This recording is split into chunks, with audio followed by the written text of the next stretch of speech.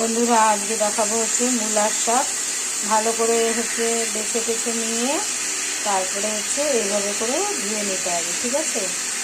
এইভাবে করে ধুয়ে নিয়ে একটু তেল, শুকনো লঙ্কা ফোড়ন দিয়ে আর একটু কাঁচা লঙ্কা দিয়ে এটা রান্না করব।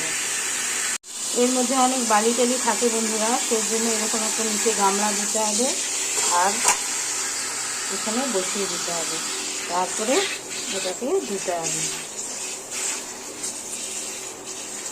ধোয়াটা হচ্ছে খুব সুন্দর করে ধুতে হবে, তা না হলে কিন্তু খাওয়া যাবে না।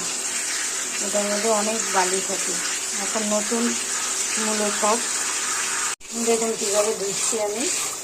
এইভাবে করে আপনারা ধুয়ে নেবেন, ধুয়ে কুচি কুচি করে একটু কেটে দেবেন। কেউ চাইলে বন্ধুরা মূলো শাকটা যখন রান্না করবেন তার আগে হচ্ছে একটু নুন ছিটিয়ে দিয়ে এটার থেকে জলটা বের করে নিলে কি হবে, তেতো ভাবটা লাগবে না।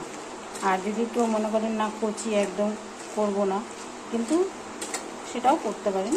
তবে আমি হচ্ছে একটু নুন দিয়ে কষলে নিচ্ছি, নানান ধরনের সার থাকে, তাহলে কি হবে এর যে সারের যে ধকটা সেটা চলে যাবে। একটু নুন দিয়ে চটকে নিলে পরে এটা বেশ মজে যাবে আর নিচ থেকে হচ্ছে জল বেরোবে, দেখবেন। কতগুলো মূলো শাক কতটুকু হয়ে গেল লবণ দিয়ে চটকে নেওয়ার পর, দেখেছেন। কড়াই বসিয়ে দিয়েছি, এটা হলো নিরামিষ সেহেতু দুটো শুকনো লঙ্কা আর একটু দুটো কাঁচা লঙ্কা দেবো। আপনারা যদি চান যে আমিষ খাবো তাহলে রসুন ছোটো করে দিতে পারেন। ফোড়নটা হয়ে আসলে শাকগুলো দিয়ে দেবো।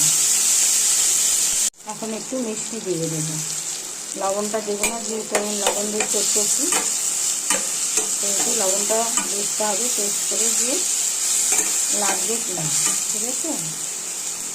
মূলার শাকটা আমার হয়ে এসছে। কেউ চাইলে হলুদ দিতেও পারেন, আবার নাও দিতে পারেন, ঠিক আছে। একটু নুন লাগবে, একটু নুন দিয়ে তৈরি হয়ে গেল আমার মূলার শাক রান্না করা, ঠিক আছে।